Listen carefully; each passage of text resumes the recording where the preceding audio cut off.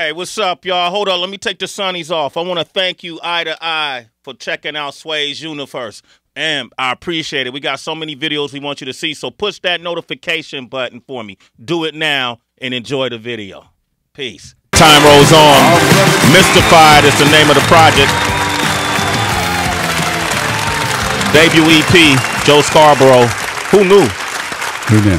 What's this about, man? I've been doing music since I was, well, actually, my mom pushed me to take piano lessons when I was 5. Okay. And of course, I didn't want to do it. And finally, she gave up after a couple of years. And then I snuck back downstairs and started playing.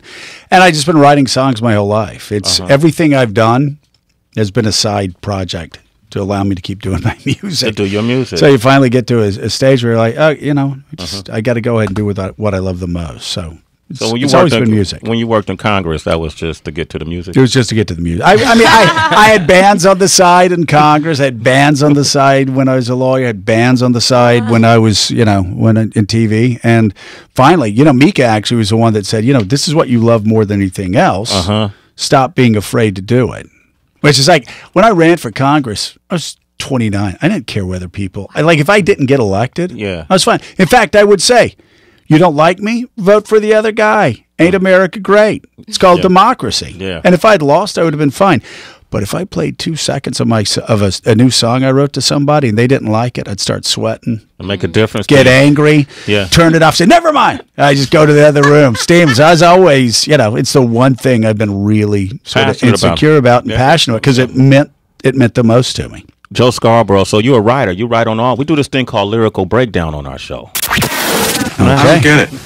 What exactly don't you get? Breaking down the lyrics you may not understand. What the hell did you just say? It's the Lyrical Breakdown. I can break it down like whatever you want. On Sway in the Morning. We like to get behind the meaning of the words. Yes. I think that's important. You're a writer. Exactly. You write your own music, right? Yeah, write my own You write the music and the lyrics? And the lyrics, yeah. Music and lyrics, yeah. So this song, Time Rolls On. Yeah. We'll just deal with the first verse. Really simplistic, but at the same time, I feel like there's a lot of meaning behind these lines. Anybody seen my old friend Bill? The long-haired hippie who we all knew as Jill. Left us on one Friday night, got lost and drunk, and into a fight. Heard he followed the dead around for a year. Yeah. Who is this person? Why? Grateful Dead. So this whole song was about, I mean, I don't know how old you are. I'm just at the end of the baby boomers generation. Okay. And I just grew up. We listened to their music. We listened to, it was like the big chill generation. Everybody was always talking about how great it was in the 60s. Everybody was always talking about, and I thought it was kind of pathetic. Everybody always living in the past. The whole song is about sort of the baby boomers and saying to them, enough. I understand.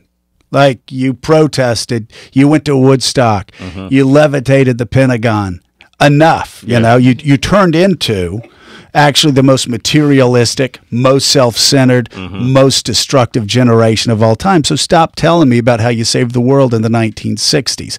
And the punchline is, the hook is, ain't it cool how time rolls on, but not for me. Oh, not for me. And I'm kind of saying, no, actually, time has rolled on and it's past you. So there you go. See, then that's interesting. That's why you do. That's a cool segment. I like the segment. Yeah, well, lyrical breakdown. Lyrical breakdown, baby. I found some political charges in your lyrics. Yeah. But it's kind of subliminal almost. It doesn't just speak to you directly, but I'm glad you broke that down. Yeah, the middle part is a little more straightforward. It's a screwed up situation, no matter what the kids might say. It's just your daddy's generation who's slowly dying while they say, ain't it cool that time rolls on, but not for me. So there you go. You can write a rap, bro. All right, there you go. Probably not, but thank you for saying it. You and Kendrick. Yeah. Okay, Joe Scarborough. And then you can get this project Mystified. It's out now. Right. Now let's hear that story you was going to tell. So what were we talking about? We talked about music. You said you had a great story. We were talking about. Mika was going to tell it better. She knows the story. Mika was going to tell. What were we talking about? I'm trying to remember. We were talking about we were talking about the Republican Party in terms of when are they going to trump the Republican agenda versus democracy or democracy over the Republican agenda.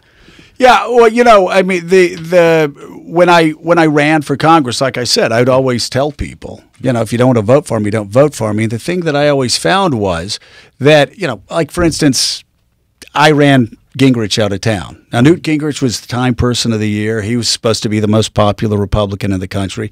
But the guy, I thought he was being destructive to the party. So 11, 12 of us ran him out. A couple years later, we had to actually slow down the rate of growth for Medicare. But it was termed as they're throwing grandma out in the street. Mm-hmm. And I got attacked nonstop. And I said, oh, you're so mean. And so, of course, I got pissed off like I usually do on TV. I said, okay, you want to talk about Medicare? Let's talk about Medicare. And I spent the entire campaign, and I would go to, you know, retirement homes, and it's all I talked about, which was supposed to be the issue that killed everybody. And I'd say, this is why we have to do it. The Medicare trustees say Medicare goes bankrupt in the next 7 years if we don't make these fixes now. And it's not about politics, it's about math. And at the end of the campaign, the day before the election, this guy that polled like 175 races calls me up. He said, what are you saying to senior citizens? And I was like, oh, shit, I made a mistake. You know? And I said, well, I'm telling him the truth. And I thought he was going to give me bad news. He goes, I said, why do you ask? He said, because you got the highest approval rating of any of the 175 races I've done with senior citizens. Wow. Ended up winning by 78%. And the lesson to me then was, you can speak the truth to people. You really can. Mm-hmm. Like, people think that I'm like being sort of a little too high-minded here. I'm not. You can tell people the truth and they can take it. But you can't tell it in sound bites. You got to hold town hall meetings. And if Republicans have the nerve to go to Alabama, to go to Tennessee, to go to Texas and say, this is why I'm not putting up with Donald Trump anymore. He's lying every day. He's undermining the Constitution. He's saying racist and bigoted things. He's feeding on the lowest common denominator of American politics. And I'm just not going to be associated with that anymore. Mm-hmm.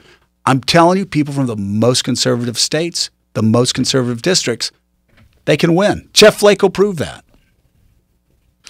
So with that being said, in terms of town halls and doing the traditional norm in terms of what usually politicals do in that situation, I know you write a lot of opinion pieces, and so I'm just curious on your opinion. I get a lot of questions, and we get a lot of callers up here who wonder about the state of our democracy going forward, right? And my concern is, now this breaking news, these tweets, it is becoming so unprecedented until it becomes actually the norm now. Become almost desensitized by it. Just as a generation, I was growing up with this idea that a black person can be president. My concern is that now this other generation is growing up seeing that this new presidency and our democracy is so disrupted that this actually is a norm for them. What is your opinion going forward of what democracy looks like going into 2020, going into 2024? And this is about context. And this is what I say we have to do on our show. We have to provide context. People right now look at what happened and they think we live in the age of Trump. And it's going to be like this for the next 20. No, it's not.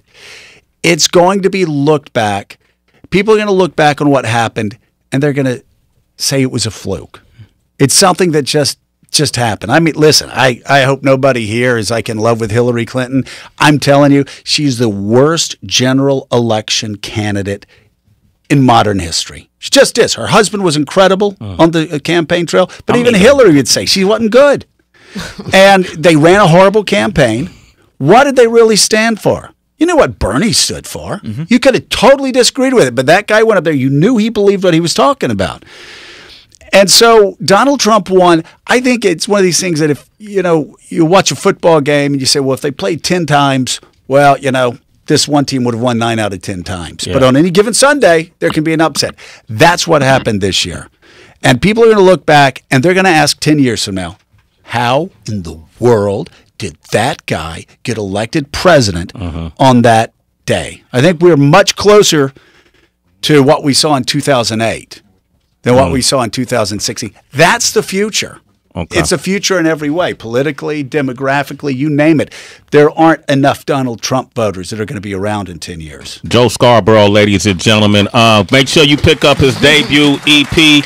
It's called Mystified, and make sure you watch Morning Joe weekdays 6 a.m. to 9 a.m. on MSNBC. Man, you got to come back. This is great. Yeah, let me come back. I'd love to come back. Okay. All right. I love it. All right. Up next, we got Raven Simone. You want to talk with Raven? 888-742-3345. Here's Mystified. It's Sway in the morning. on Shade 45. Kilo.